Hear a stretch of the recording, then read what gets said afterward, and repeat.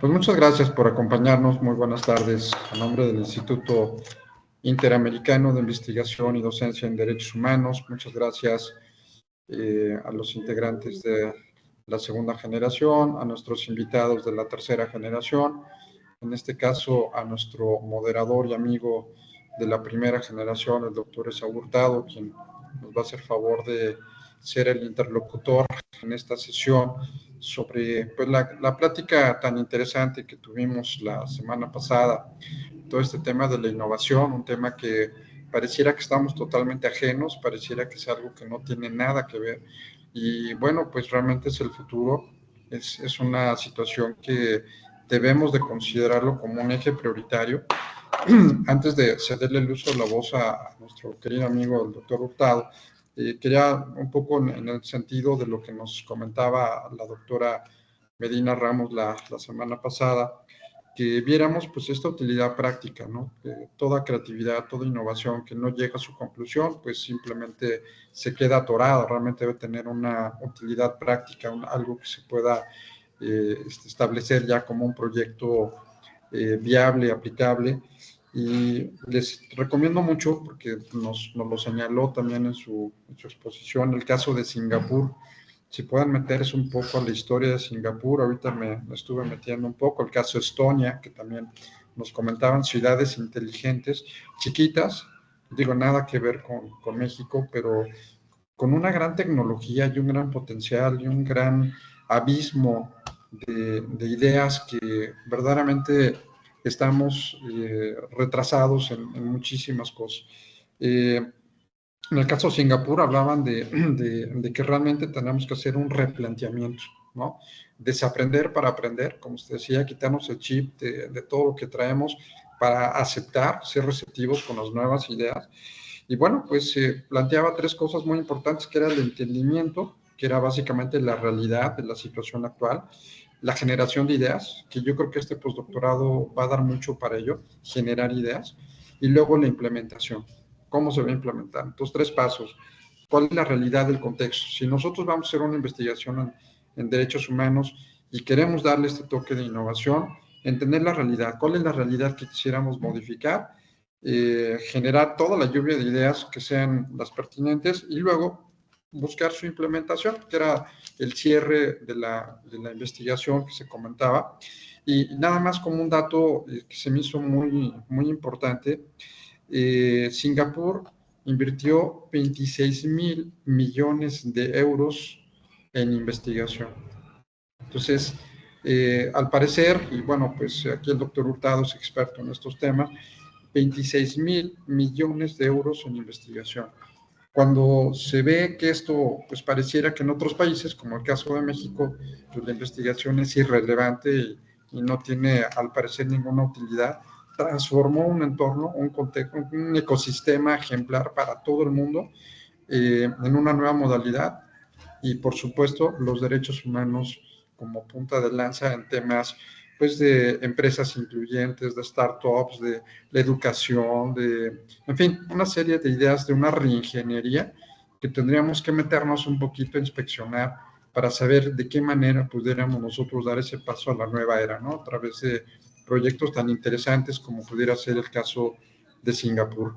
Pues bien, no quiero entretener más la participación de nuestro amigo y doctor Esaú Hurtado, quien, como comentaba, es egresado de la primera generación de este programa postdoctoral, un gran académico, investigador, jurista, es experto también en algunos temas que nos platicaba la semana pasada, que ha inspeccionado en esta parte también de la innovación, y pues también doctor honoris causa en Derechos Humanos de nuestro instituto. Así es que, pues, Esaú, te agradezco como siempre el que estés con nosotros, te escuchamos con toda la atención. Adelante, por favor. Muchas gracias, doctor. Muchas gracias a las doctoras, a los doctores que esta tarde están tomando estas cátedras, estas tertulias.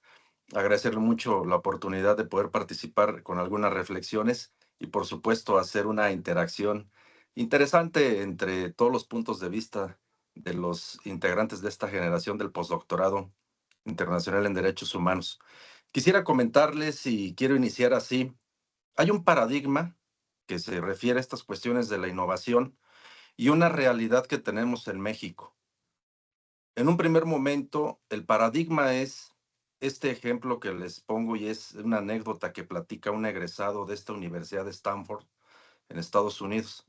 Cuando ellos tienen alguna idea, cuando ellos tienen algún, alguna cosa que puede mejorar cuestiones tecnológicas o puede mejorar la calidad de la humanidad, no de vida de los estadounidenses, sino de la humanidad en general, sea en cualquier área de la medicina, las matemáticas, el derecho, etcétera, no pasa por un incubador, no pasa por un proceso burocrático, sino que directamente se va al incubador y se implementa inmediatamente. Ese es el paradigma y eso es lo que pues los países deberíamos aspirar, a que no tengamos burocracias, sino que simplemente esa idea sea concretada. En un segundo momento, y esto lo comento también como una pues experiencia, una anécdota, yo no participé en esto que les voy a comentar ahorita, pero tuve la oportunidad de conocer a las personas que implementaron. Para el caso de Querétaro, hay un nuevo sistema que se conoce como el Cosmos, pero esencialmente hay un derecho humano, hay un derecho humano que tenía que implementarse para a todos aquellos menores que habían cometido un delito. Eh, es muy complicado poder aterrizar un derecho humano y, como yo comentaba por ahí la sesión anterior, hacer el microsistema del derecho humano. En este sentido, es complicado porque, como ustedes saben, para poder incorporar los aspectos pues novedosos a nivel internacional en nuestro sistema normativo, solamente tenemos tres caminos. O es la recomendación de la Corte Interamericana, eh, la Corte Interamericana de los Derechos Humanos, o es una erga omnes, o es un derecho fundamental. Es decir, atraviesa y lo asimila el sistema constitucional de nuestro, se asienta en nuestro sistema normativo y corre como un derecho humano, las leyes generales que conocemos. En este sentido, la innovación, lamentablemente, tiene todo un aparato, toda una sistematización que ahora refiero. Y un poco voy a referir esto porque es la parte, digamos, jurídica, es la parte complementaria que la doctora en la sesión anterior magistralmente expuso a todos nosotros de qué forma se implementa ya esas modalidades propiamente que impactan en la innovación. Es decir, lo que yo les voy a platicar en este momento tiene que ver con todo el sistema, voy a denominarlo así, burocrático, por todo lo que se debe pasar y todos los filtros y todos los rubros por los que debe pasar para que eso que hacen en Stanford pueda ser una realidad. Nada más que aquí tienen que suceder muchísimas cosas, porque tiene que comenzarse a implementar por medio de la planeación en las políticas en nuestro país. Es decir, todos los aspectos de las tecnologías, y esa planeación es complicada que pueda ser asimilada y asentada para asignársele recursos. De eso es un poco lo que voy a poder platicar esta tarde con todos ustedes para complementar la doctora la ocasión anterior. En este sentido, nosotros tenemos dos indicadores que son fundamentales para que estas innovaciones puedan ser una realidad en nuestro país.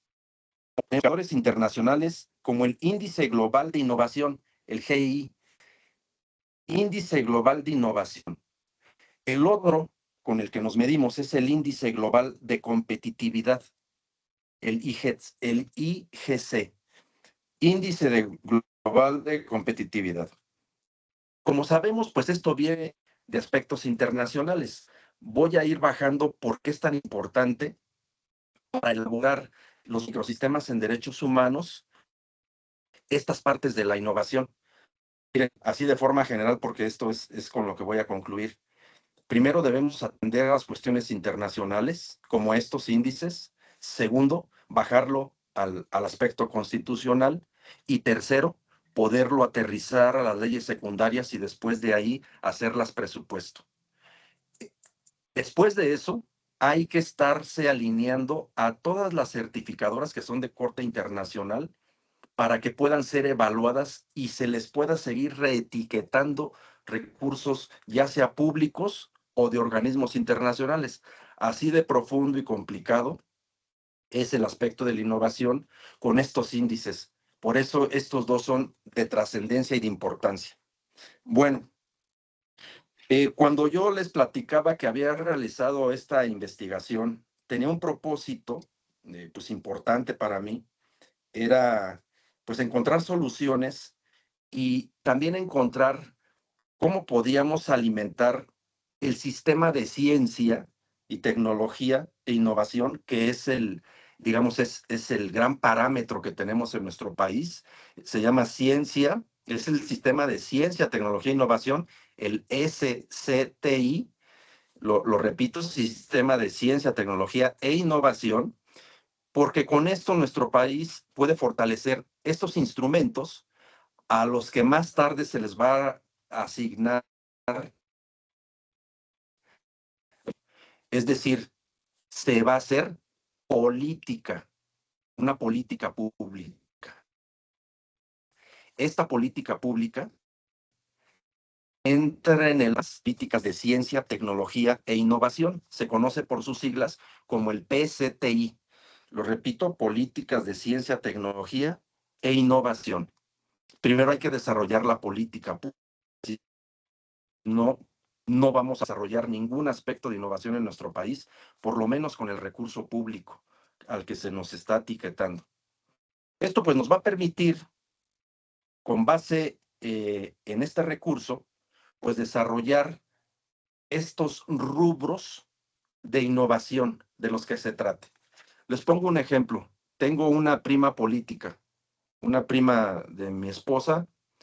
Ella es investigadora del SNI, hizo investigaciones que tienen que ver con alimentos y un nutriente fundamental para México, pues el maíz. Bueno, ella descubrió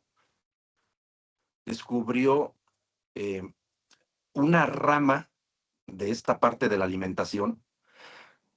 Se pudo desarrollar curiosamente, o sea, nos va a parecer extraño, pero curiosamente la pudo desarrollar en España, porque en México precisaba la política pública para poder y doctor Sergio, a la Universidad de Alicante, presentó estos proyectos que se prestaban en esa universidad. Esta prima tuvo que ir a desarrollar allá esta fórmula, precisamente porque en México no estaba implementada. Por eso lo grave y lo profundo de esto ahorita, del poder primero diseñar el marco normativo para que ese aspecto tecnológico que impacta en la innovación sea una realidad.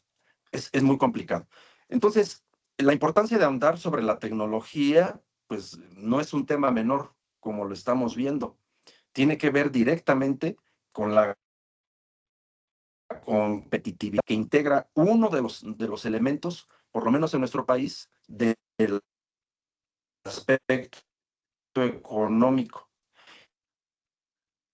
Por supuesto, existen entre las internas, el sector público, todo lo relacionado con la investigación, el desarrollo. En ese sentido, nosotros en nuestro país incorporamos aspectos tecnológicos al sistema educativo en todas las ramas del conocimiento en nuestro país. Tiene relación pues con la innovación y con las políticas públicas, como decíamos.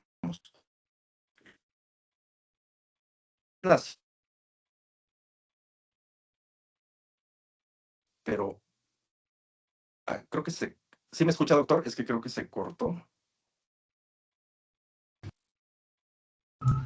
Se corta un poquito el sonido.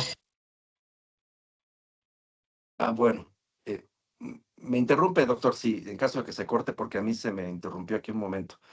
Muy bien, entonces les comentaba que los sistemas nacionales de innovación, que es el SIN, por sus siglas, diseñan el financiamiento para el que todas estas actividades puedan celebrarse.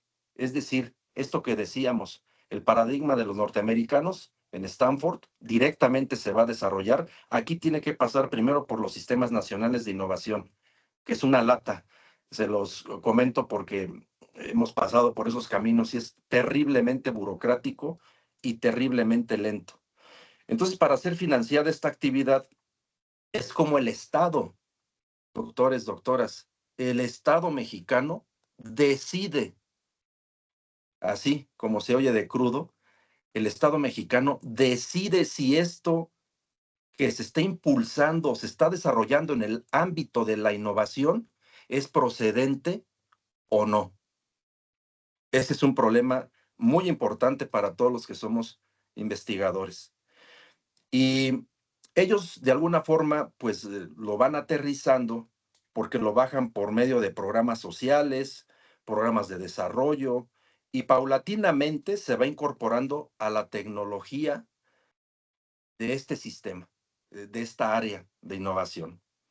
Entonces, como notan ustedes, como pueden verlo, se puede deducir, para la ciencia y la tecnología, pues las políticas públicas pueden ser entendidas como la forma en que como el Estado, nuestro Estado mexicano y la sociedad en general definen las relaciones e instrumentaciones entre el cambio científico y el desarrollo económico. Es grave. ¿Por qué es grave? Porque al momento que el Estado mexicano desarrolle estas políticas públicas, las está alineando en que tenga un impacto directamente en la economía y no necesariamente tendría que pasar de forma inmediata. Es por eso que esto lo considero como un verdadero, eh, pues una pared con la que nos enfrentamos pues todos los investigadores.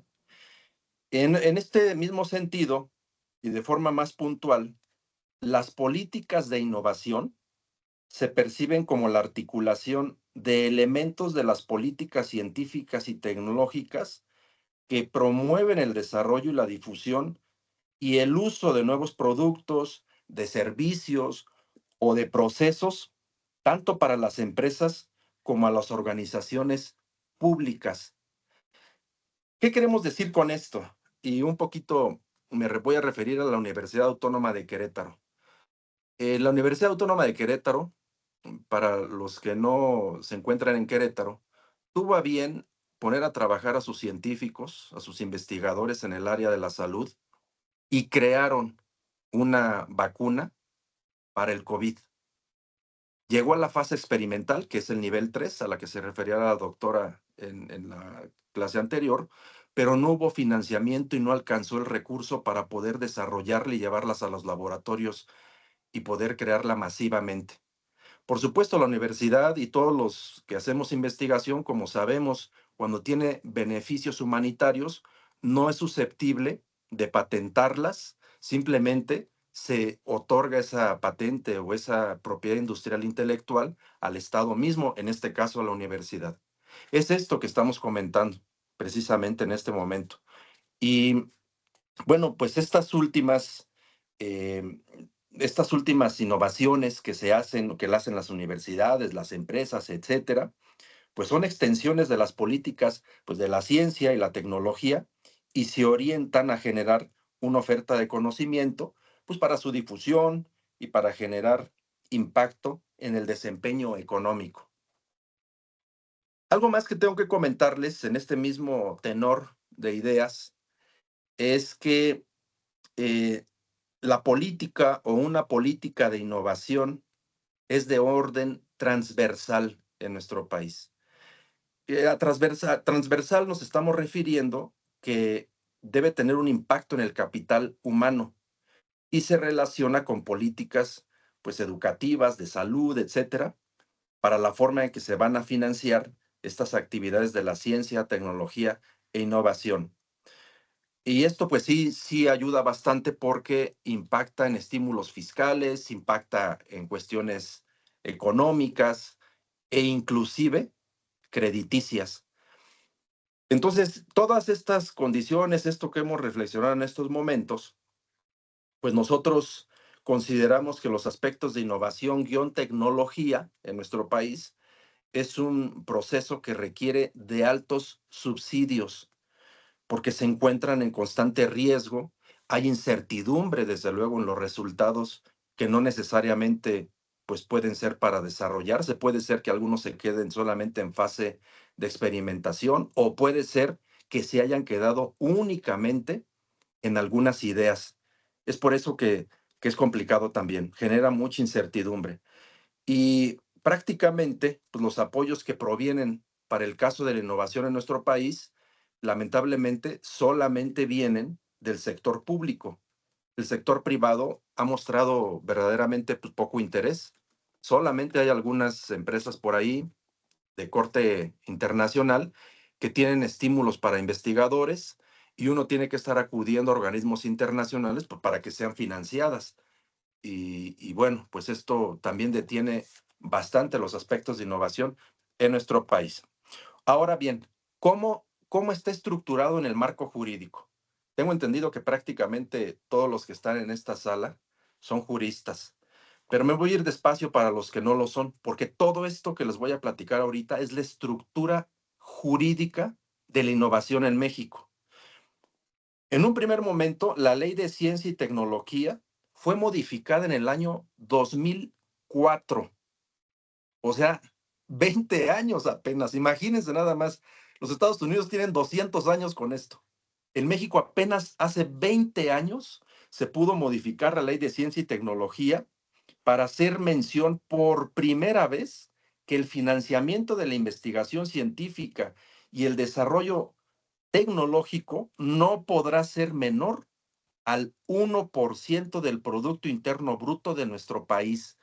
Nada más para darnos una idea. Perdón que me dé risa, pero es que ni siquiera lo hemos alcanzado. Es decir, es irrisorio realmente, pues, que no hemos alcanzado ni siquiera el 1%, estando desde el 2004 ya en esta ley de ciencia y tecnología donde se menciona y se tuvo que forzar. Esto fue por recomendaciones de la OCDE, esto, porque es lo mínimo que los países los que estamos en vías de desarrollo y los países altamente industrializados tienen cantidades fabulosas en recursos para desarrollar cualquier área del conocimiento. Bueno, pues aquí fue una recomendación de la Organización para la Cooperación y el Desarrollo Económico, y esto hizo que nosotros, a partir de esta fecha, pues pudiéramos incorporarlo medianamente a la agenda política mexicana. Ahora bien, el artículo tercero, un poco parafraseándolo, para no leerlo, pues recordemos que el artículo tercero de nuestra Constitución, en la fracción quinta, ya señala que toda persona, todos nosotros tenemos derecho a gozar de los beneficios del desarrollo, lo dice así, de la ciencia y la innovación tecnológica. Ahí está, ya está consagrado. Pero también nos está refiriendo esta fracción quinta del artículo tercero que el Estado apoyará la investigación e innovación científica, humanística y tecnológica y va a garantizar el acceso abierto a la información que derive de ella, los beneficios a los que se refería la doctora en la sesión anterior, es decir, todo aquello que tiene un impacto en un beneficio humano, en un beneficio en la sociedad, pues debe ser incorporado de forma prácticamente automática. Y nos dice, por último, en el último párrafo de esa fracción quinta, debe proveer recursos y estímulos suficientes conforme a las bases de coordinación, la vinculación y participación que establezcan las leyes en materia o en la materia. Y esto pues tiene un simple objetivo, alentar el fortalecimiento y difusión en nuestra cultura. Maravilloso, se lee muy bien, afortunadamente ya lo tenemos, en nuestra Constitución, está hablando de la innovación, está hablando de que los investigadores tenemos derecho a exigirle al Estado recursos precisamente para poder desarrollar por medio de las políticas públicas. Bueno, otro aspecto es que la Ley General de Ciencia y Tecnología, así como el Programa Especial de Ciencia y Tecnología e Innovación, por sus siglas se conoce como PECITI, PECITI, Programa Especial de Ciencia y Tecnología e Innovación. Esta, pues, emana de esta ley que hemos mencionado. Se programan a 3 años, es decir, esta a la que nos estamos refiriendo, este año, como está a punto de terminar el sexenio y son solamente programadas, solamente tuvo vigencia el año 2021 hasta el 2024. Ya se está trabajando para hacer la nueva agenda, que esperemos, por las ideas que pues la presidenta electa está en nuestro país, en México, es una científica, pues tenemos mucha esperanza de que precisamente este PECITI va a estar muy fortalecido. Entonces, creemos que nos va a ir muy bien a todos nosotros, a todos los que estamos platicando estas cosas, a todos los investigadores como ustedes. Bueno, por estos referentes jurídicos, de este marco jurídico, pues nosotros percibimos que sí hay una posibilidad de generar políticas públicas, ¿no? Hay una luz de que en la ciencia, la tecnología e innovación en nuestro país podamos entonces tener, pues, desarrollo de estas actividades y poder concretar las innovaciones, que, como insistimos, puede ser incorporarse en cualquier área del conocimiento. Ahora bien, lo del financiamiento. Ya que tenemos este marco jurídico, lo que se refiere al financiamiento de todo el sistema en nuestro país de México, y el gasto general de las actividades de la ciencia, tecnología e innovación, se van a correlacionar, ojo con esto, se correlacionan con indicadores internacionales. Por eso les hablaba un poquito de cómo entraban, cómo se hacían los microsistemas de los derechos humanos. Aquí viene, ojo con esto, para que se pueda desarrollar la ciencia, la tecnología y la innovación, los vamos a correlacionar con los indicadores internacionales como el gasto de investigación y desarrollo experimental. Por sus siglas se conoce como el GIDE, GIDE, gasto en investigación y desarrollo experimental. Este es un referente que observamos que en México se invierte en algunos rubros, pues, que impactan en actividades de investigación y desarrollo experimental. Pues estas son las mediciones, precisamente este es el instrumento que se utiliza. Y aquí sí, un poco al menoscabo, lo que pasa es que este indicador no mide la innovación, ¿sí? Es decir, excluye la incorporación de aspectos, pues, tecnológicos. Entonces, es un referente importante, pero no mide todo el relacionado con la innovación. Ahora bien, los aspectos, las políticas de ciencia, tecnología e innovación en nuestro país tiene también efectos sobre indicadores macroeconómicos de crecimiento y desarrollo. La cabeza del sector de este sistema, pues, como todos lo sabemos, pues es el CONACYT. El CONACYT es la cabeza, es el ancla donde podríamos nosotros tener la base. Y bueno, el CONACYT, por lo menos en un sistema teórico o en una vía de ejercicio, pues requiere de contar con recursos suficientes, pues, para implementar instrumentos en las políticas públicas en varios rubros. Me voy a permitir leer los 4 rubros en los que yo tuve la oportunidad aquí de hacer las reflexiones. Estos 4 a los que me voy a referir, pues son los que se refiere al CONACYT. Dice el número 1, la generación, transferencia y aprovechamiento del conocimiento y vinculación, rubro donde se contemplan los recursos otorgados a los centros públicos de investigación, a las CPIs, y el programa de apoyo para actividades científicas, tecnológicas y de innovación. Número 2, desarrollo de vocaciones y capacidades de CTI, o sea, de ciencia, tecnología e innovación, locales para fortalecer el desarrollo regional, rubro donde se incluyen los programas de fondo mixto, se conoce como el FOMIX, y los fondos de fomento regional, que es el FORDECIT. Número 3, becas de posgrados y apoyos a la educación de calidad. En este segmento se incluyen los programas de becas de posgrado, estímulos de investigación, que es el SNI, el Sistema Nacional de Investigadores, y los extintos programas, qué lástima que los hayan quitado, pero bueno, pues no existen en este momento, pero cuando hice esta investigación, pues estaban todavía vigentes. Los programas de cátedras CONACYT tenían partidas interesantes y muy buenas. Y número 4, inversión nacional en investigación científica y desarrollo tecnológico, donde se incluyen los programas de fortalecimiento sectorial, son los fondos sectoriales que conocemos, y el programa de estímulos a la innovación tecnológica para incrementar la productividad de las empresas, el PI.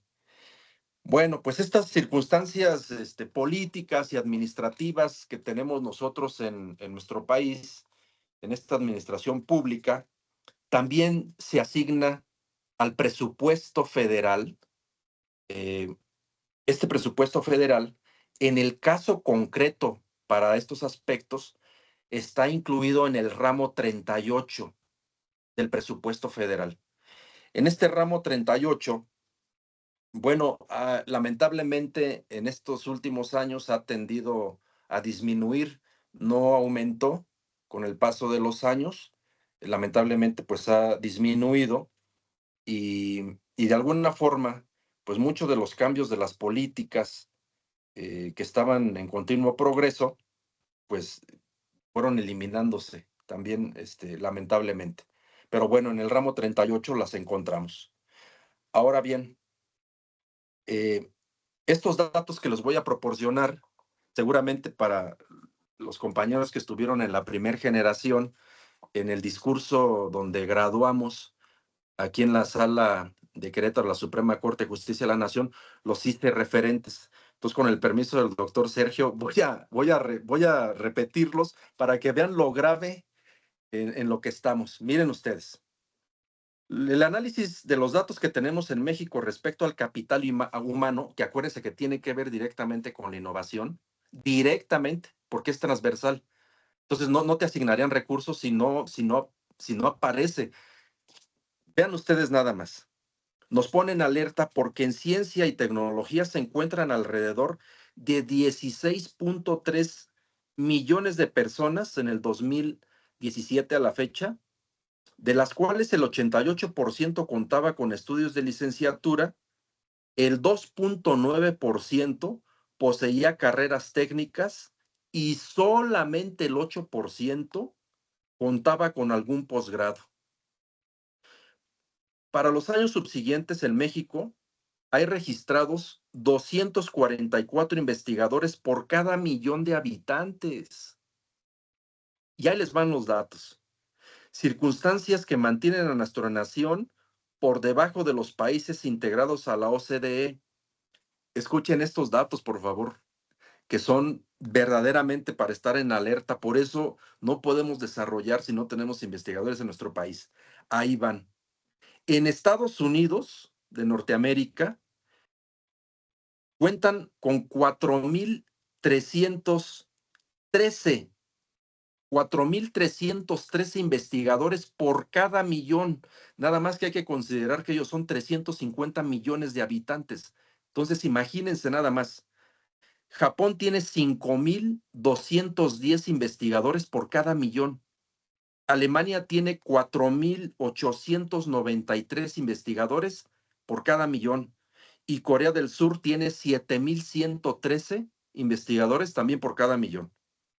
Otro aspecto importante para el desarrollo del capital humano es el Sistema Nacional de Investigadores que tenemos en nuestro país, el SNI, el cual está integrado por un poquito más de 33 millones de investigadores. Es cuestión de actualizarlo a la fecha, pero no rebasamos los 40,000, perdón, son 33,000, no 40 millones, bueno fuera, ¿no? Son 33,000 solamente. Entonces, vean ustedes por qué en nuestro país nos encontramos pues rezagados en las cuestiones de innovación. Estos son pues datos comprobables, están directamente obtenidos del CONACYT. Ahora, esto que voy a aportarles ahorita son algunas recomendaciones ya muy personales por la experiencia que tengo en las políticas de ciencia y tecnología e innovación. Si bien contamos con fortalezas en determinados instrumentos como el IES, de calidad y de prestigio a nivel internacional, sí, sí es cierto. Los centros de investigación que tenemos, algunos están muy consolidados, también es cierto. Los financiamientos a becas de posgrado, un nivel considerable en el conocimiento patentable, 32 fondos compartidos para la CTI con 23 dependencias federales e instituciones, fondos compartidos con entidades estatales como el FOMIX, FORDECIT, pues a veces no son suficientes para nuestro país. Aún la ruta trazada para alcanzar los estándares requeridos a nivel internacional, se necesita implementar incentivos para la transferencia de conocimiento, el impulso financiero a las actividades de innovación, la restauración de esquemas de incentivos directos a la inversión privada en el sistema de ciencia, tecnología e innovación, vinculados con el IES y con las CPIs, incentivos fiscales a la actividad de innovación y protección industrial, optimización en los procesos del patentamiento en el INPI, el diseño de metodologías de evaluación de impactos cualitativos y cuantitativos, incorporados o incorporando el concepto de adicionalidad, restitución de los fondos sectoriales, creación de fondos de aportación para la CTI en todas las entidades federativas de nuestro país.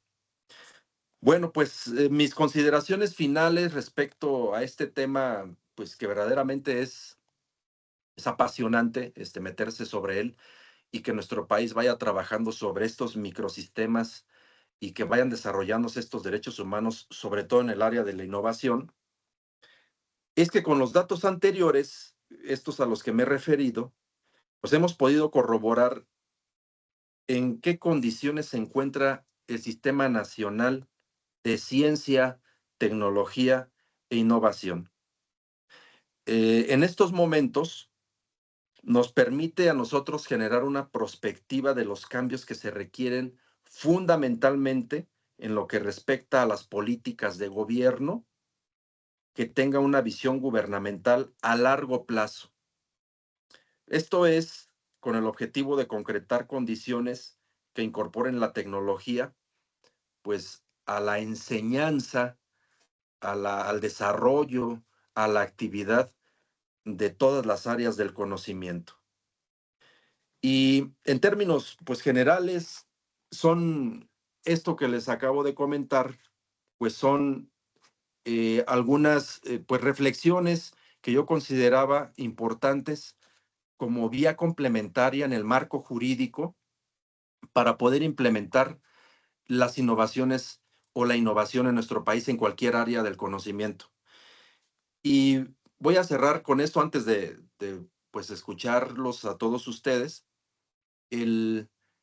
un poco cómo la innovación y los derechos humanos deben ir penetrando en el diseño de el micro desarrollo de los derechos humanos. Como les comentaba yo al inicio, no es sencillo desarrollarlos, nada sencillo. Decíamos al principio de la sesión que muchos de estos estándares tienen o están diseñados a nivel internacional. Cuando los tienes a nivel internacional, para hacer el microsistema y poderles generar recurso económico, explicaba yo que había que bajarlos primero a la Constitución. Y después de la Constitución General, había que adoptarlas a las constituciones de los estados. Vean ustedes aquí lo delicado y complicado que es, ¿no? Porque no, el Estado no puede asignar recursos económicos si no está primero en su sistema constitucional.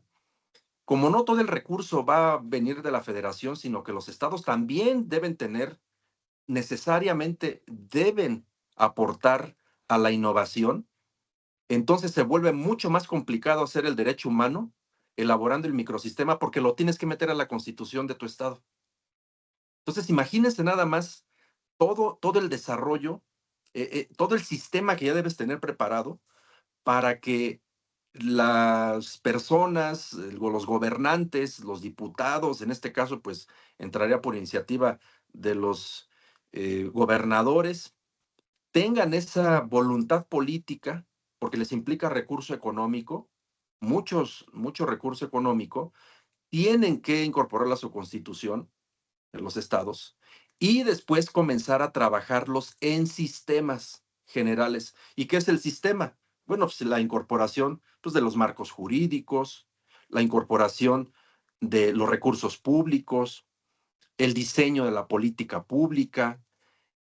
Y después de haber hecho y haber implementado estos aspectos, lamentablemente, eh, se tiene que generar también, porque así está en las calificadoras internacionales, deben incorporarse también la infraestructura. ¿Qué es eso? Pues no solamente, o sea, los investigadores, ¿dónde vamos a desarrollar pues, la innovación? Necesita ser en un centro de investigación necesariamente, que debe tener todas las condiciones, etcétera. Eh, la Universidad Autónoma de Querétaro es una de las pocas que tienen prácticamente en todas las áreas, pues estos espacios de investigación. No encontramos ningún otro. Lo ideal es que tuviéramos pues desarrollo de esto casi de forma solidaria por todas las universidades o las de más importancia, pero no existe así.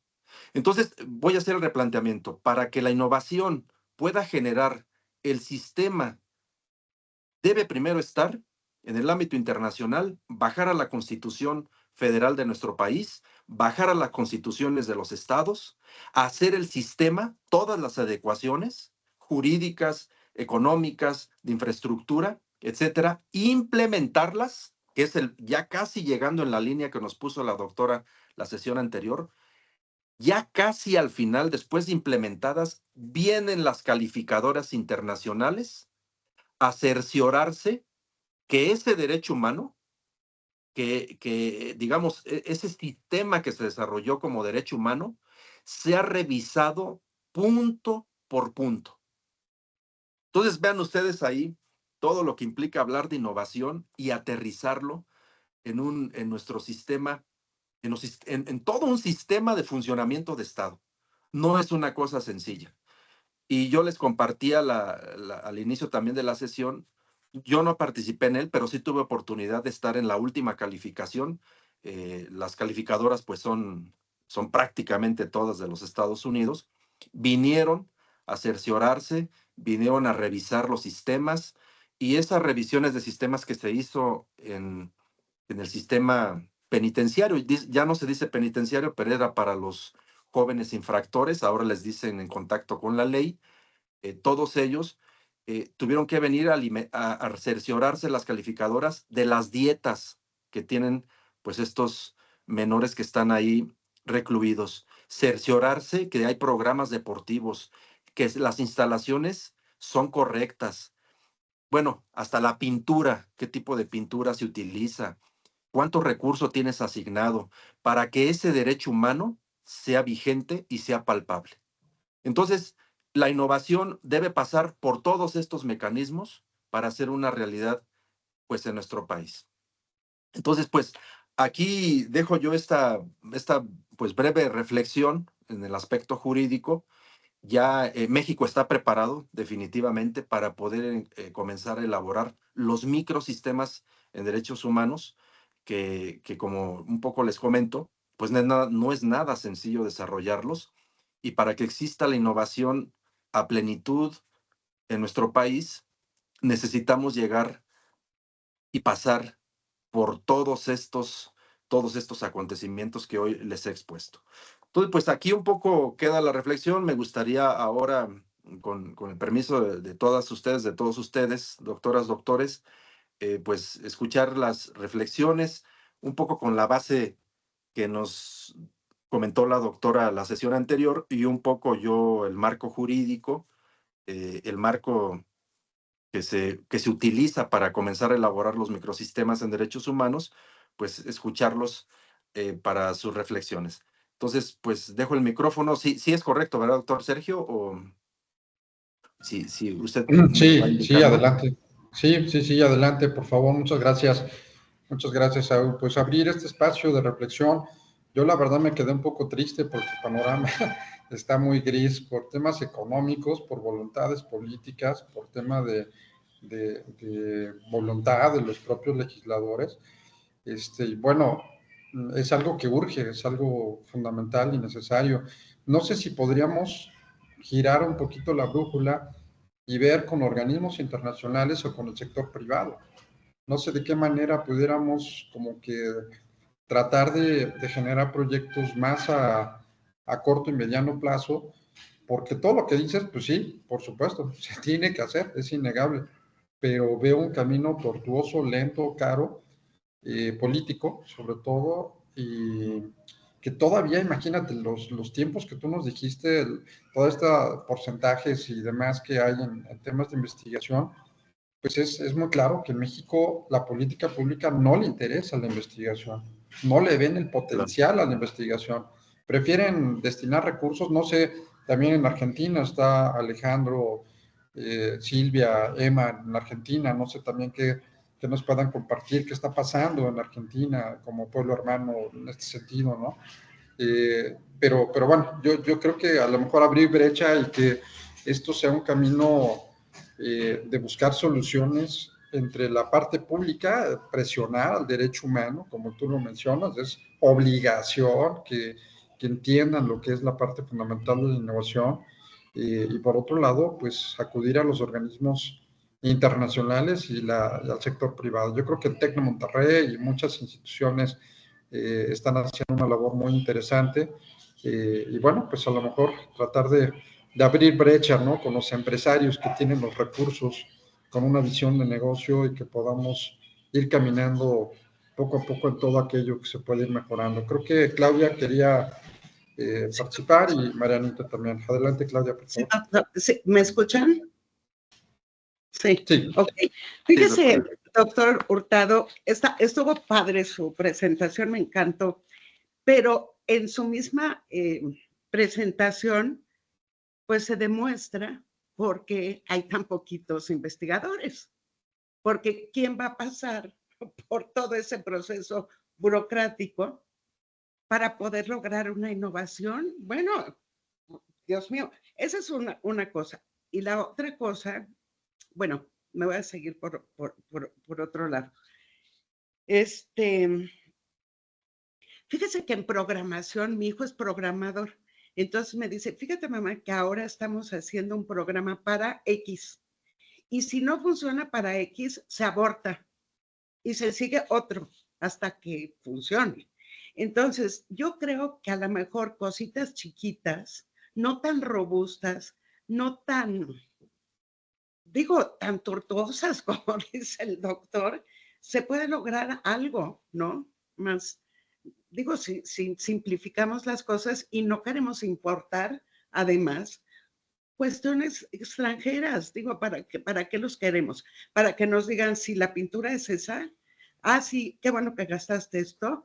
No, no los necesitamos. Yo digo que no los necesitamos tanto. Y otra cosa que tiene el SNIM, porque y he estado en contacto con muchos investigadores, es que, bueno, se sienten las vacas sagradas, ¿no? Y son muy soberbios, muy soberbios. Entonces, eso pues les quita también, pues cualquier cuestión de simpatía, ¿no? Entonces, ¿para qué quiere uno ser investigador? ¿Para parecerse a ese? No, ¿no? Bueno, creo que hablé de más. Gracias. Muy bien, doctora. Digo, yo estoy en un ámbito académico y lo puedo comentar aquí. Esto pues no se puede comentar en ningún otro espacio, pero tiene usted toda la razón.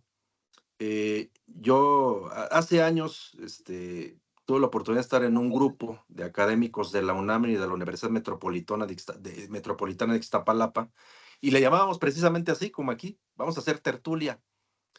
Mire, doctora y doctores, les comparto. Eran investigaciones tan valiosas, pero se quedaban encerradas en el cubículo, no se compartían. Y esas mismas investigaciones, algunos doctores, algunas doctoras, las llevaban a la comunidad internacional para ser desarrolladas en otro país. Imagínense nada más. Así, por eso lo que usted dice, pues es totalmente cierto. Es verdadero, sí, sí hay mucho ego, sí hay soberbia. eh, Digo, pues yo conviví con estos académicos de la UNAM y bueno, lamentablemente creo que también es un factor que puede intervenir bastante pues en el desarrollo de ideas. También he visto que en México no nos gusta compartir, no sé si es por el ego, no sé si también es un poco porque no nos gusta que nos hagan observaciones, pero no las compartimos, como en esta comunidad que se desarrolla tan bonita que desarrolló aquí el doctor Sergio Arellano. Para eso es la academia. En otros países sí se desarrolla, es decir, tienen la piel bastante dura para aguantar pues las críticas y aguantar, ¿no? Pero en México nos cuesta trabajo, ¿eh? No, como que no nos gusta que nos señalen por ahí, no nos gusta que nos observen nuestras investigaciones, etcétera, etcétera. Entonces, pues comparto mucho todo lo que usted dice, doctora Claudia. Este, Muchas gracias. Por aquí veo a la doctora Mariana con la mano levantada. Adelante, doctora. Hola, ¿cómo están? Un gusto saludarlos a todos. Claudita, obviamente creo que estamos de acuerdo, ¿verdad? Y creo que también ahí tocas un tema un poco sensible en cuanto a la academia, y es que la academia aquí se ha conformado por ser celosa, ¿no? O sea, yo estoy en el plano académico y voy por este lado académico. Ahora bien, en este año tengo entendido, porque estuve viendo cosas del CONACYT, y el CONACYT abrió ahora sí que las personas que pudieran acceder a las becas de posgrados, de intercambios y demás, ya no tienen que estar de tiempo completo. ¿Por qué? Pues porque lo que terminaba pasando es esto, o sea, quienes accedían a estas becas eran investigadores con una formación de investigación, pero pues también es muy rico la parte de la realidad, ¿verdad? Porque uno es el campo científico y otra es la realidad, y entonces como se confluyen estas dos, es como se pueden hacer investigaciones muchísimo más valiosas, porque no nada más tenemos la parte teórica, sino también tenemos ya la práctica de la realidad. Esto es lo que pasa, esto es lo que nos enfrentamos. Entonces creo que por parte de CONACYT abrirlo ha sido pues un acierto, y sobre todo, ¿para qué? Pues para que la gente se sienta con más acceso a poder estudiar, ¿no? A poder acceder a una maestría, a un posgrado, después empezar a ser investigador, y pues que más personas logren precisamente este tipo de desarrollo. Veíamos en la clase pasada que hay un nivel de disparidad en cuanto a mujeres y hombres muy importante. Entonces, ese también es otro tema fundamental. Ahora bien, doctor Hurtado, quería, no sé, yo creo, igual y yo estoy equivocada, pero creo que aquí también tendríamos que verlo desde una manera diferente de encaminar nuestra propuesta de innovación. Vamos a decir, no vamos, o sea, si nos ponemos en la técnica administrativa, el determinar que la innovación va a ser un un plan, un programa es difícil. ¿Sí? ¿Por qué? Pues porque tendemos a la eficiencia administrativa. La eficiencia administrativa es todo el recurso que se recauda, se ejecuta, e inclusive incurrimos a crédito de manera federación. Entonces yo creo que aquí también es una labor de nosotros como académicos, el decir, bueno, ¿sabes qué? Si nuestro recurso es limitado en todos los programas, planes y proyectos, que cada uno tiene un objetivo diferente, hay áreas de oportunidad de programas para el desarrollo de investigación, o sea, alimentarnos del área de la administración pública. Así como decía ahorita que tienen mucha fe por la formación de la doctora Claudia, bueno, nuestra próxima presidenta. Yo creo que efectivamente el Plan Nacional de Desarrollo del próximo sexenio va a tener muchas áreas de oportunidad precisamente para la investigación y para el desarrollo de tecnologías. Simplemente lo vemos desde la cuestión de cuántas promesas de campaña se hizo en cuanto a energías renovables y a cuestiones ya más de tecnología de investigación. Pero creo que es un área de oportunidad para las personas que les gusta la investigación y que son investigadores, enfocarse más en lugar de querer plantearlo como un programa, sino alimentarse de los programas que existen y encuadrarlo en eso. Por ejemplo, la Secretaría de Economía puede tener muchos programas en los cuales se puede acceder y que sean objeto de investigación, ¿no? Entendiendo que, pues bueno, evidentemente el recurso es limitado y pues tendremos que fomentar la investigación que programáticamente nos están diciendo, ¿verdad? Y buscar también, como le decía el doctor Sergio, a llegarnos, pues bueno, de recursos internacionales, de acuerdos institucionales, de universidades, privados, etcétera. Creo que no todo es tan malo. Al final de cuentas, de acuerdo con la OMPI, estamos en el tercer lugar de innovación en América Latina. Ellos separan América del Norte, Estados Unidos, Canadá, y nos ponen aparte, ¿no? Entonces nada más está Brasil, que subió, está Chile, que bajó, que me imagino que el primero, y en tercer lugar está México. Entonces, pues bueno, no vamos tan mal, igual y nos falta como que agarrar un poquito de camino, ¿no? No sé, ¿usted qué opina? Así es, doctora Mariana, muy bien, pues muy valiosa su participación, su comentario. En términos generales, pues estoy totalmente de acuerdo. Ahora el nuevo gobierno va a implementar y tiene una reestructuración, más o menos creo yo, por lo que he estado escuchando, sí viene una reestructuración de fondo. Y creo que viene de fondo porque los trabajos que encomendó la presidenta electa, la doctora Claudia, es precisamente porque ella sí conoce estos temas, es investigadora, sabe de las fallas, sabe de las complejidades que se tienen, de los momentos, etcétera, etcétera. Entonces, por lo menos a lo que he escuchado este momento, viene esta reestructuración muy interesante. De hecho, se van a crear órganos nuevos, mayormente especializados, en donde creo que va a ser un detonante importante para la comunidad científica de nuestro país. Efectivamente, lo que nosotros se pretende o lo que pretende la doctora es llevarlo a que ya no estemos en los parámetros precisamente en Latinoamérica, porque es muy difícil o muy complicado compararnos con los países altamente industrializados, donde tienen una barbaridad de desarrollo tecnológico impresionante. La verdad es que yo hace ya años, hace no sé cuántas décadas, fui por allá a Washington. Híjole, pues uno escucha cosas, híjole, bueno, terriblemente avanzadas, ¿no? Terriblemente avanzadas. Y bueno, pues un poco la idea de la doctora Claudia creo que es esta. Entonces, pues el detalle, como bien comenta usted, doctora Mariana, pues es no desanimarse en un primer momento y seguir con los esfuerzos, ¿no? De investigación, también lo comentaba por acá la doctora Claudia, y creo que es un quehacer, pues sí, de la comunidad académica en esta permanencia, ¿no? Nos decía el doctor Francisco Piñón Gaitán, que falleció hace 3 semanas, falleció. Él nos decía, es el quehacer cotidiano de la comunidad académica.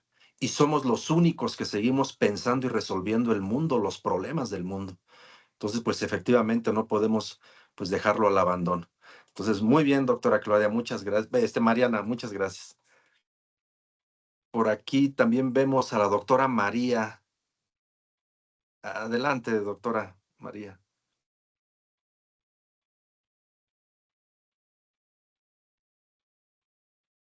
Creo que tiene por ahí el micrófono desactivado, doctora.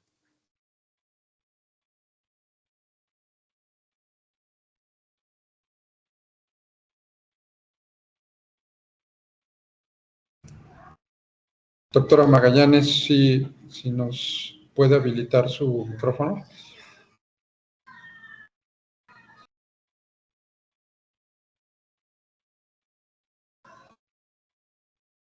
Creo que no nos escucha.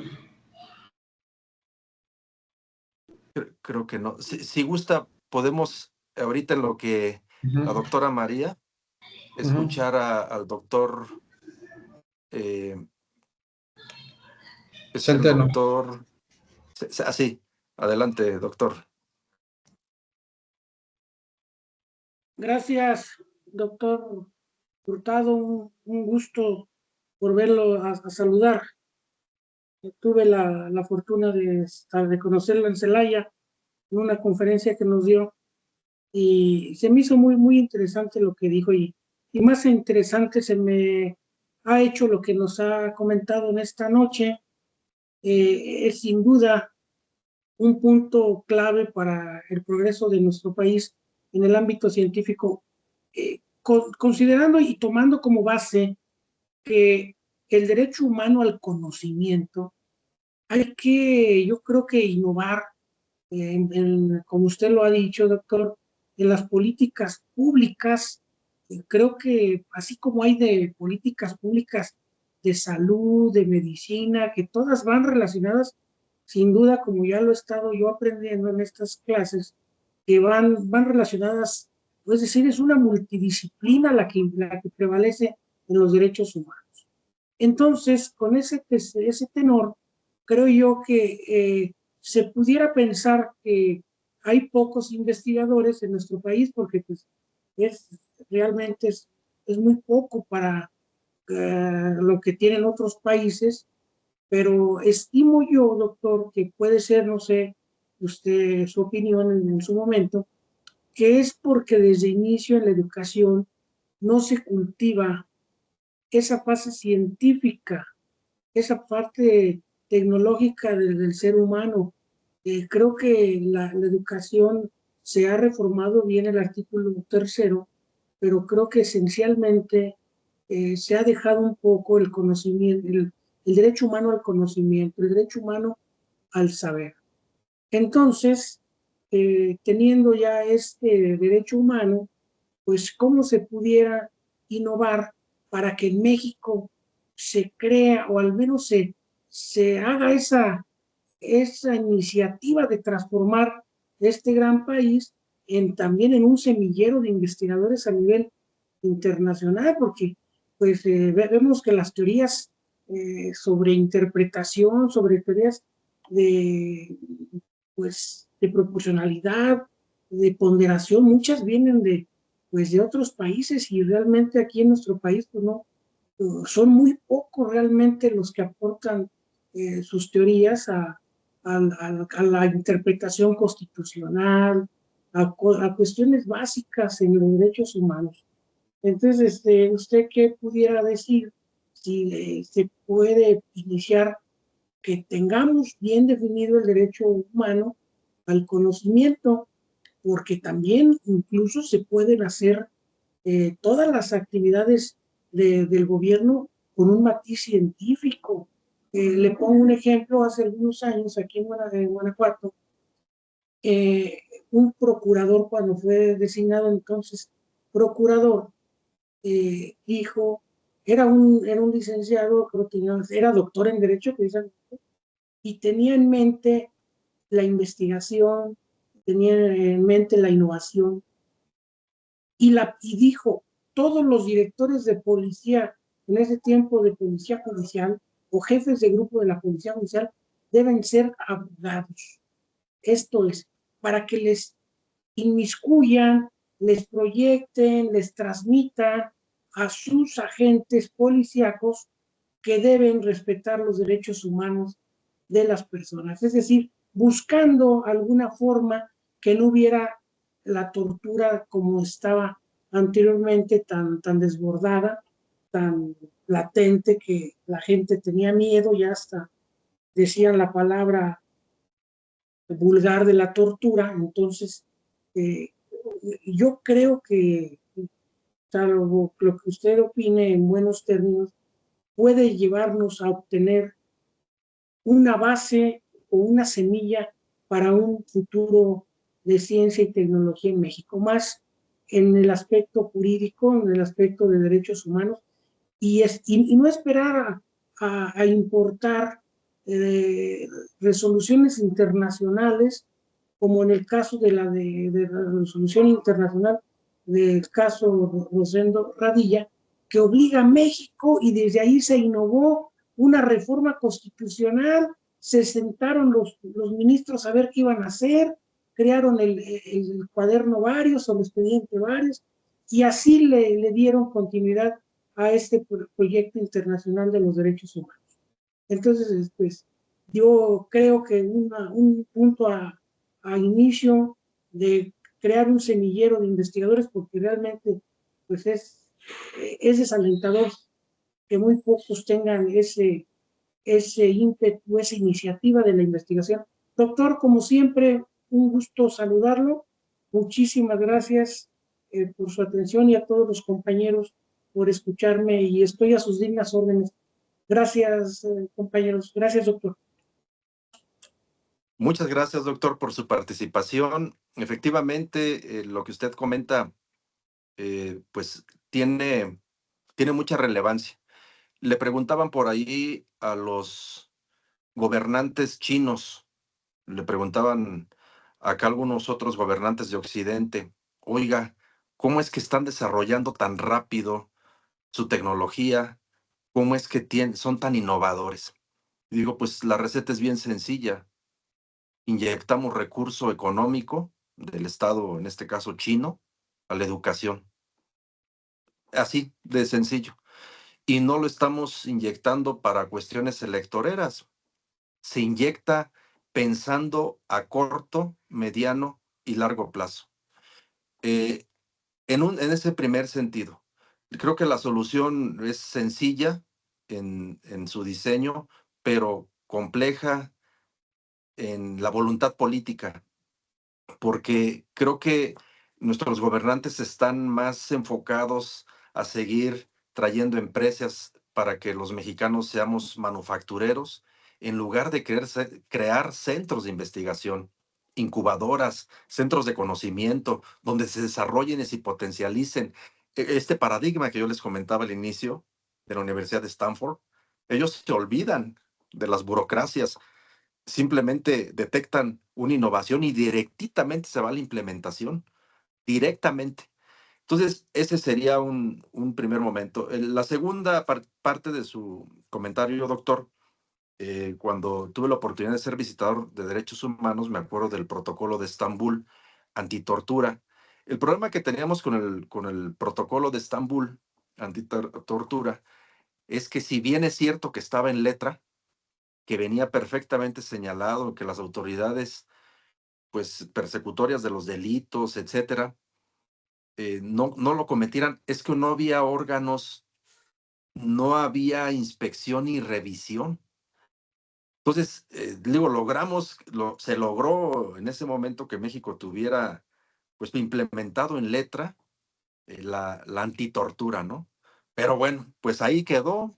Ya no, en este momento, pues sabemos que se siguen dando estas prácticas. Entonces, creo que estos aspectos de los derechos humanos sí deben llegar hasta sus últimas consecuencias, que es la revisión y la calificación internacional, efectivamente. Sí, entonces, muy valioso su comentario, doctor. Muchas gracias. Gracias, doctor. Por ahí también, gracias. Por ahí, doctor Sergio, vi también levantada la mano. Lo que pasa es que no los tengo aquí. Sí, está la doctora Magallanes. No sé si ya sirva su micrófono. Sí, pues, doctor, sí, adelante. sí, una disculpa, mire, yo creo que en lo que plantearon en la sesión pasada y en esta, cuando se hace esa lectura de, ahora sí, mirando hacia adentro a CONACYT y el papel que jugaría ahora sí, los contenidos que expresan los derechos humanos a los que se tiene, ahora sí, la población mexicana o la humanidad en este del derecho al conocimiento o la ciencia abierta, es cierto, sí está indicado. Igual está indicado el papel de la innovación en, digamos, de las universidades. En ese sentido, digamos, se recupera lo que se anuncia de manera muy rápida, bueno, generalizada a principios del 2000. Cómo las universidades teníamos que estar al ritmo de, digamos, de un sentido innovador en muchas líneas. Bueno, cuando se hablaba pues de estos nuevos sentidos, creo que algo que no abandonó CONACYT fue precisamente hacer dos grandes divisiones del conocimiento. Bueno, conocimiento básico, conocimiento aplicado. Y en el conocimiento aplicado entendía que entraba precisamente un sector de investigadoras e investigadores demasiado pequeño, que era el que generaba, digamos, ciencia desde una mirada, digamos, reduccionista, ciencia aplicada, y las otras áreas del conocimiento no generábamos ciencia. Pertenecíamos al CONACYT, pero no éramos investigadores con el mismo, digamos, reconocimiento desde la mirada institucional. ¿Qué pasa después de todo esto? Con todo, los presupuestos que se asignan para innovación se centralizan, están demasiado centralizados y a las universidades de la periferia nos llega muy poco o casi nada porque no tenemos condiciones para generar ese mentado conocimiento innovador que se traduzca en patentes, se traduzca en algo que se pueda, digamos, incluso comercializar. Y si lo remetemos a la práctica, digamos, del investigador o de la investigadora, no todos los universitarios, docentes en SNI, contamos con el mismo goce de descarga de horas para hacer investigación. Mientras que la universidad, digamos, la autónoma, un docente tiene muy pocas horas frente a grupo. Les cuento de mi realidad zacatecana. Acá nuestras autoridades administrativas informan que nos otorgan 20 horas semana mes para la investigación, cuando en la práctica nos tenemos 10 horas para hacer investigación y tenemos 20 horas de docencia, 10 de asesorías y direcciones de tesis, y lo que te queda 10 son para la investigación, cosa que no es suficiente para hacer investigación. ¿Qué acabas haciendo? Decíamos, tenemos una sobrecarga laboral donde para poder, digamos, gestionar, tocar otras puertas, necesitas generar proyectos adicionales para tener recursos para producir tu propia investigación. No tenemos nada. Entonces, ¿cómo te sostienes en un sistema de investigación tratando de innovar en lo educativo, en lo tecnológico o en otras, o las ciencias médicas? Pues a través de iniciativas propias, porque no hay programas de desarrollo institucional sólidos. Son muy frágiles, se mueven por pura voluntad política, de tal suerte que siempre reciben más recursos los más allegados a las áreas administrativas centrales que las gentes que estamos un poco más alejados, no totalmente alejados, pero alejados de esas dinámicas fuertes, o estamos en las dinámicas periféricas, por decirlo de una manera más elegante, pero estamos ahí. Entonces, ¿cómo se genera innovación? Pues, ¿y qué acabamos haciendo de alguna manera? Esfuerzos aislados, porque a veces no se hacen ni de academias, se hacen esfuerzos ni con otras acompañamiento de otras universidades, porque hay un celo, pero regional, por generar conocimiento. Entonces, en ese sentido, en algunos casos se sigue siendo en México investigación, pero digamos muy de un impacto bajo estos parámetros globales, un impacto bajo comparado con otros países. Después, para ser proveedor del conocimiento, pues estamos todavía un poco con, digamos, contratos diferenciados de manera interna, y ser proveedor de conocimiento pues cuesta mucho, demasiado esfuerzo individual. ¿Qué puedo decir yo respecto a lo que decían cuando se abre la apertura, se dinamiza, o sea, se democratiza la incorporación de posgrados y alumnos becados? Desde mi experiencia como docente de posgrado, ha sido un fracaso. El alumnado que trabaja tiempo completo y entra a un posgrado, genera investigación de muy baja calidad. Demasiado baja, que lo que se hace en los posgrados es acelerar sus procesos de titulación, porque es lo que te contabiliza CONACYT. Dime cuántos titulaste, te diré si te mantengo como elegible o te dejo al margen de la elegibilidad. Entonces, ¿cómo generas vocaciones científicas, que es un rubro nuevo que se pone en las plataformas de evaluación, si el alumnado que se está recibiendo es alguien que no le va a dedicar tiempo completo? Y créame, se lo digo yo con modestia, algo de modestia. Hacer investigación es algo como una vocación. Es demasiado trabajo de entrega a la investigación para poder dedicarte a eso a tiempo completo. Trabajas para hacer investigación, no trabajas por hacer investigación por hobby. Entonces, yo pienso que la democratización de los posgrados no ha dado buenos resultados hasta la fecha, desde la experiencia local. ¿Qué se puede esperar de estas áreas de innovación? Recursos. La innovación necesita muchos recursos, no dádivas de recursos, y que nos lleguen al menos con algo más de justicia social a los que estamos acá en las periferias universitarias. Bueno, pues creo que para ser docente investigador se ocupa mucha vocación. A veces el talento no es tanto, pero la vocación sí. Y bueno, pues gracias por escucharme. Muchas gracias, doctora. Muy valiosa su participación.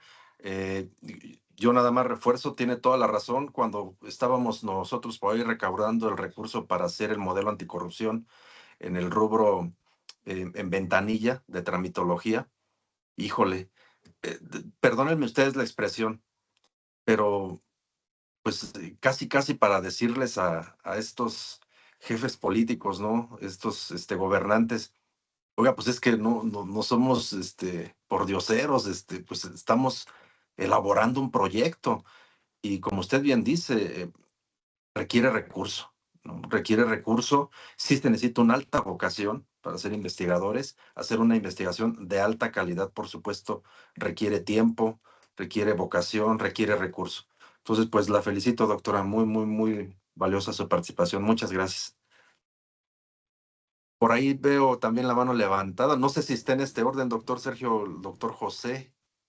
No, ya el doctor, es la doctora Susana Vargas y Susana. luego la doctora Rosario Janaid Montoya. Gracias, doctor. Muy buenas noches a todos. Muchas gracias, doctor Esaú Hurtado, por esta cátedra que nos acaba de impartir con datos muy importantes que comparto con el doctor Sergio Arellano. Pues me dejó triste y preocupante porque la verdad es una situación muy compleja y difícil. Y también, por supuesto, aplaudo que entre todos ustedes se vean como áreas de oportunidad esta situación complicada, que ven que a pesar de esta situación, pues quieran buscar soluciones para continuar con la innovación y la investigación. Pero en mi opinión, creo que también siempre es momento de no olvidar y de exigir que el Estado tiene la obligación y la tarea de contribuir a esta investigación y esta innovación, como nos lo acaba de decir usted, doctor Hurtado, con este marco jurídico que ya está ahí. Pero hay que exigir que el Estado lleve a cabo su tarea, ¿no? Tantas situaciones que nos acaban de compartir estos doctores, que lo único que se necesita son recursos y presupuesto. Entonces, siempre sí está bien buscar estas áreas de oportunidad y contribuir a la investigación y tener la vocación, pero no hay que dejar que el Estado deje de cumplir con sus obligaciones. Y una de esas obligaciones es apoyar la investigación y la innovación, sobre todo que con ello se contribuye al progreso de los derechos humanos. Ese nada más es toda mi opinión. Muchas gracias. Muchas gracias, doctora. Totalmente de acuerdo. Sí deberíamos cerrar filas los investigadores, los académicos. Las universidades hacen lo propio, pero sí necesita un poco de unión o mucha unión, precisamente para poder exigirle. Y como bien decía la doctora María, no pedir dádivas. Está en la Constitución. Está en la señalada en la Constitución. Entonces concuerdo totalmente con usted, doctora. Muchas gracias. Adelante, doctora. Anaid, Rosario Anaid Montoya, adelante, por favor. Gracias. Bueno, buenas noches, compañeros. Doctor, me gustó mucho su ponencia. y se me hace súper interesante, increíble más bien, el poder combinar estas dos ramas tan grandes como son los derechos humanos y la innovación. ¿Por qué? Porque, como ya lo han comentado, son ambas carentes de mucha atención. Sabemos que se ocupa de todos los recursos, sabemos las necesidades ya están más que claras, y sin embargo seguimos nosotros, ahora sí que una lucha constante. La innovación es, ahora bueno, yo lo veo como contraproducente el hecho de que haya tanta apertura al estudio. ¿Por qué? Bueno, a mí mi carrera me costó 5 años, no sé, a ustedes, ahorita necesito que en 1 año, 8 meses ya tienen su carrera. Entonces, estamos con ese desbalance ¿dónde está realmente la calidad educativa de una verdadera preparación, donde en verdad te enseñen la investigación, perdón, te enseñen que te den ese sentimiento, ese pensamiento crítico, esa necesidad de ir más allá. Entonces, eso creo yo que está faltando en las nuevas generaciones, en las nuevas, sí, en los nuevos egresados de las universidades. No las hay, como decían, es un constante correle. Y en cambio, en otros aspectos, hay lugares, por ejemplo, aquí en Tarimoro, yo en mi investigación hay un pedacito donde dice que en Guanajuato el nivel académico es secundaria, tal cual, es secundaria. Son de 7 a 8 años académicos en Tarimoro, en donde yo vivo, mi municipio, y es muy poca la población. Y eso en general, porque en mujeres es más decadente. Entonces, es esa desigualdad de estos ámbitos la que te quedas tú maravillado. Dices, ¿cómo es posible que, como dicen, ya está plasmado? No es algo que tengamos que seguir señalando porque ya existe. No es algo que tengamos que seguir peleando porque ya lo tenemos. Simplemente es cómo aterrizarlo, cómo esa innovación pueda enfocarse realmente, aterrizarse realmente para acción concisa y que aparte te llene a ti como alumno para que te den ganas de continuar investigando. Porque a veces no, o sea, aprendes, por ejemplo, aprendes el derecho, vamos a poner familiar, y te enfocas solo en un divorcio. Pero no sabes que puedes especializarte, no sabes que puedes investigar cierto caso, que de ese caso puedes investigar alguna cuestión específica. Simplemente no, los jóvenes ahora ya no tienen esa necesidad, ese sentimiento de querer ir más allá. Entonces, sí, estamos muy desorganizados en materia, de cómo decirlo, administrativa tal vez, la materia institucional, pero sin embargo, este tipo de espacios, estas iniciativas, como el doctor Sergio en su instituto, nos permiten a los poquitos extraviados querer seguir aprendiendo, querer seguir conociendo, y pues les agradezco a todos mis compañeros, especialmente al doctor Sergio, porque te permiten seguir, y que no te quedes en un hasta aquí.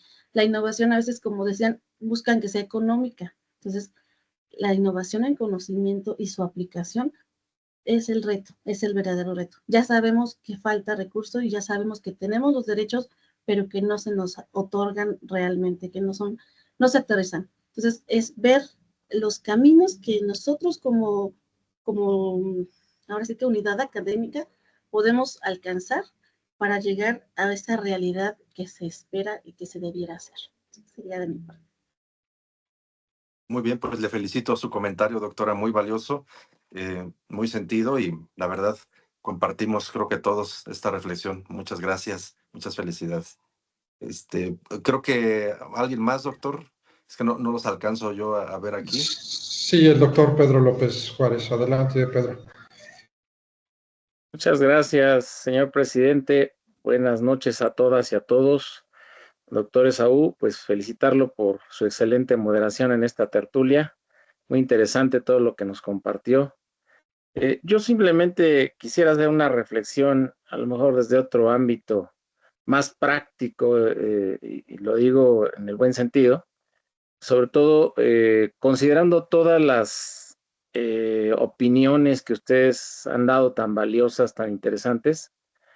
Es cierto que como ya se comentó, ya tenemos a nivel constitucional consagrado ese derecho para que el Estado provea de los recursos necesarios para hacer la investigación y por ende pues, que haya innovación. Eso está muy bien. Sin embargo, con la noticia que nos amanecimos el día de hoy, que seguramente todos ustedes conocen, de que el Poder Judicial Federal está prácticamente paralizado por toda la situación política que se está viviendo en el país, ¿verdad? En ciernes la llamada reforma judicial. Yo, a la vez que los escuchaba a todas y a todos ustedes, hice esta reflexión. ¿De qué nos sirve tener en la Constitución un derecho humano para que se nos provea de recursos por parte del Estado, que provea para que los investigadores, investigadoras lleven a cabo su trabajo, si el medio procesal a través del cual podemos utilizar para obligar al Estado a que lo cumpla y que es el juicio de amparo principalmente, además de otros medios procesales, pues ahorita está prácticamente nugatorio, simple y sencillamente porque pues, los juzgados están cerrados, están atendiendo cuestiones de urgencia, pero ahorita se me ocurre pensar, voy a presentar un amparo porque el Estado no está cumpliendo con su obligación de proveer recursos para la investigación.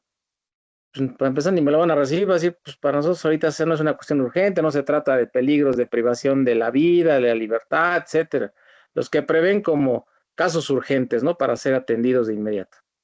Entonces, pues está muy bien que tengamos ese derecho humano y esté previsto en la Constitución, pero si también la parte procesal, que es la que complementa esto, o es el medio que tenemos al alcance para hacerlo efectivo, ahorita no está trabajando, y lo que es más, no sé en un futuro, ¿verdad?, cómo vaya a seguir funcionando la cuestión procesal por la nueva conformación que se pretende de los juzgadores y juzgadoras a nivel federal, pues no sé qué vaya a pasar. Entonces, yo nomás se los comparto a manera de reflexión, no quiero hacer un uso abusivo ya del tiempo, ya dada la hora, pero yo creo que sí es algo en lo que debemos de pensar muy bien, y yo me atrevo a sugerir, ¿verdad?, con la venia de nuestro señor presidente, el doctor Arellano, que a lo mejor podamos abordar en un futuro un tema relacionado precisamente con estas cuestiones de la reforma judicial y que a todos nos preocupa porque pues, a final de cuentas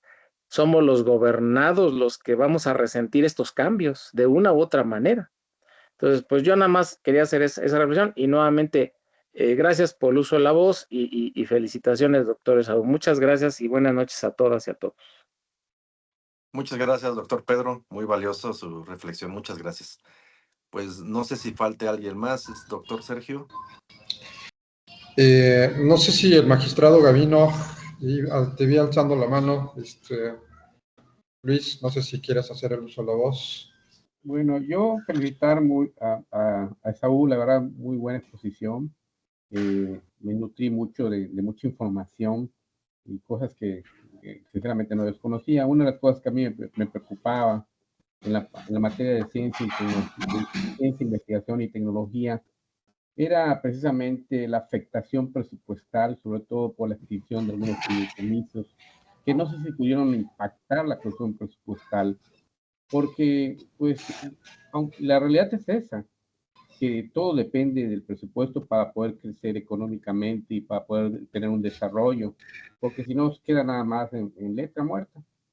Entonces, pero la verdad es que sí me dio mucho gusto escuchar que está contemplado en el plan de desarrollo estratégico, que es uno de los pilares en este nuevo gobierno, y eso que implica que no hay peligro de quizás de una regresión, porque lo que a mí me preocupaba era principalmente ir en contra de los principios de los derechos humanos y de progresividad y tener la regresión, porque lejos de avanzar, al no tener presupuesto o al extinguir presupuestos destinados para un tipo de política pública, pues se retrocede en ese sentido, ¿no? Entonces, la verdad es que muchas gracias, muy buena exposición. y muy claro todo, la verdad que me dio mucho gusto. Era nada más ese punto que quería yo comentar. Muchas gracias. Muchas gracias, doctor Luis, magistrado, por sus palabras y muy valiosas. Muchas felicidades, muchas gracias. Bien, pues ya se nos vino el tiempo encima. Quiero retomar, y está aquí con nosotros también la magistrada Gloria Becia y un poco lo que decía el doctor Pedro López. Pues tenemos aquí muchos cerebros, está el magistrado Gavino, está la magistrada Becia, expertos en amparo. Yo creo que sí podríamos hacer un foro de la reforma judicial. Quizás, si me permiten, nos coordinamos para que entre nosotros podamos hablar de este tema. Magistrada Gloria, no sé si podamos contar con el apoyo, ya que presides también esta organización tan importante de juezas y jueces a nivel federal, que hagamos un foro sobre esto. Creo que sí vale la pena involucrarnos un poquito. Magistrada, ¿cómo ves? Con mucho gusto, doctor. Sí, con mucho gusto, doctor. En realidad traemos los temas estudiando de tiempo atrás. Inclusive quiero comentarles que desde 2018 que inició este sexenio, que preside el presidente López Obrador, hemos venido haciendo una serie de defensa, pero conforme se han presentado los hechos y lamentablemente esta reforma judicial tiene bases que son discurso de odio, que no pudo reducirnos los salarios, que no pudo desaparecer los fideicomisos, y entonces es como una medida muy agresiva para desaparecer al Poder Judicial, y realmente no tiene nada que ver con el acceso a la justicia.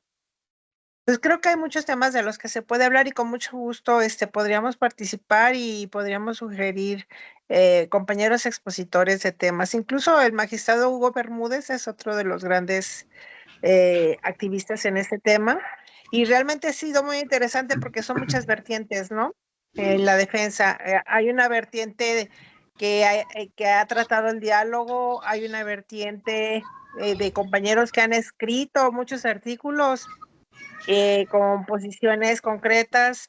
Los ministros han hecho una serie de conferencias impresionante, y aún así creo que nunca logramos cómo comunicarnos con el legislativo ni con el ejecutivo, pero más por razones de radicalismo en la postura que por razones verdaderamente jurídicas. Pero el día que ustedes gusten, por supuesto que podemos hacer un planteamiento. Muchas gracias. Bueno, pues digo, en caliente, no sé, Pedro, magistrada, le ponemos fecha de una vez. Ahorita que está caliente el asunto, no sé si lo dejaríamos que para el jueves, ¿puede? El jueves, y empezamos a convocar a quienes quieran. Digo, porque ahorita está la efervescencia, ¿no? Del tema. No sé cómo anden, díganme por favor de agenda, nosotros para este jueves, doctor Sergio. Ustedes propónganme el día, no sé, magistrados, Luis Gavino, magistrada Becia, que son los principales por acá que díganme cómo andan de tiempo.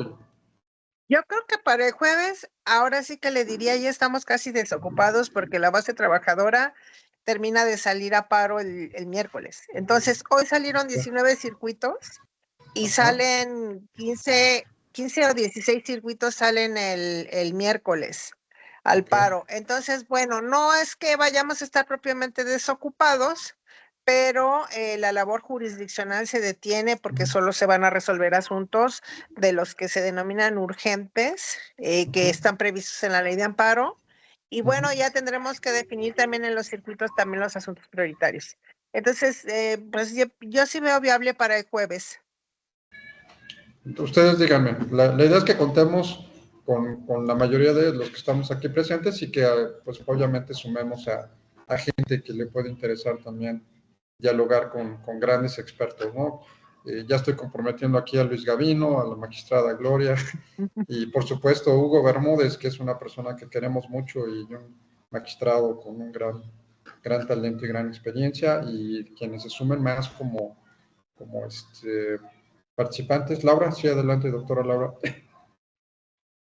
Sí, buenas noches a todos y a todas.